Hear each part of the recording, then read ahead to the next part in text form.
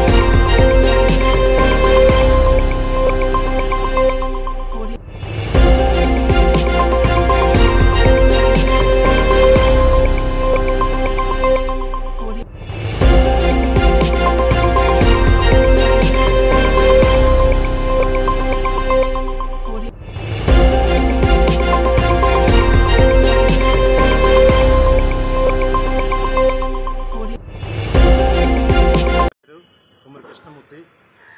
నేను 1993లో పోలీస్ కానిస్టేబుల్గా ఎన్నికయ్యాను.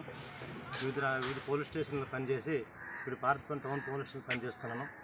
నాకు ఏపీజే అబ్దుల్ కలాం అంటే నాకు స్మృతి. అతను అడుగుజాడలో నేను నడుస్తుంటాను. ఎందుకంటే పేపర్లు బాయ్ నుంచి పోలీస్ స్టేషన్ వరకు అతను ఎన్నికయ్యాడు. అలాగే విద్యార్థులంతా ఆయనకి ఇష్టము. ఆ విద్యార్థులతో పాలు పంచుకొని ఆఖరి శిల్లంగలో చనిపోవడం జరిగింది. ఆ మహానీయుడి స్ఫూర్తితోనే నేను పేదవాళ్ళకి, వితంతులకి, అందరికీ ఏది కావాలంటే ప్రతి నెల నేను ఇవ్వడం జరుగుతుంది.